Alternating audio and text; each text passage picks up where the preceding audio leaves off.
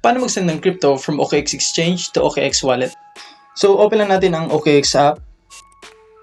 And then, make sure na nakaselect tong exchange. And then, click lang natin tong assets. Then, click withdraw. Then, select withdraw crypto. Then, dito select lang natin yung crypto na gusto nating i-transfer. Then, select exchanges or wallets. So, dito may reminder tayo. So, dapat to network yung gagamitin natin kapag magta-transfer tayo ng dogs. Kasi pag hindi, malaki yung chance na mawala yung cryptocurrency natin. So, dapat alam natin kung saang network under yung cryptocurrency natin. And by isang paraan ako ituturo sa inyo para malaman nyo kung anong network yung dapat nyong gamitin. So, open lang tayo ng kahit anong browser na meron tayo. And then, search lang natin yung name ng crypto. And then, followed by CoinGecko. Then, search lang natin. Then, click lang natin yung first result. Then, click info. Then, scroll up lang natin.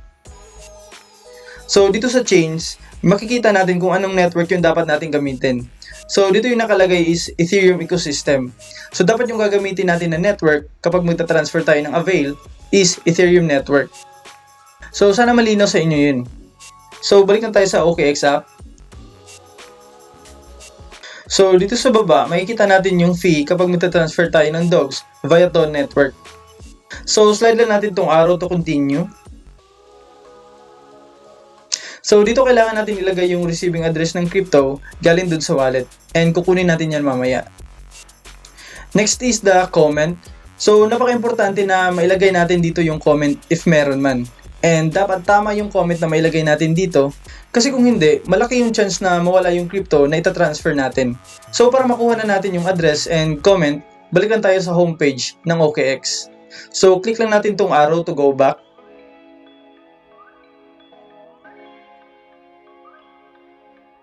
Then, dito click lang natin tong home icon. And then, dito naman, select natin yung wallet. Then, click lang natin tong receive. And then, dito search mo lang yung cryptocurrency na gusto mo ma-receive. And since Ton network yung gagamitin ko, so ang isi-select ko dito is dogs via Ton network. So, i-click lang natin to. So, dito sa baba, makikita natin ang receiving address ng dogs. So, copy lang natin to. So, as you can see, walang comment na nakalagay. So, hindi siya required. So, after natin makopy yung receiving address, balikan tayo sa exchange. So, click lang natin itong arrow to go back. Then, dito naman select exchange. Then, click lang natin ulit yung asset. Then, select withdraw. Then, click withdraw crypto. Then, select dogs. Then, click exchanges or wallets. Then, slide lang natin to continue. So, dito sa address, lagay lang natin yung receiving address na kinopy natin kanina. And skip lang natin tong comment since hindi naman siya required. So, wag nating lalagyan ng kahit ano yung comment. And then, dito naman sa withdrawal amount, click lang natin tong max para ma-transfer ko lahat. Then, click submit. Then, click confirm. Then, click lang natin tong use passkey.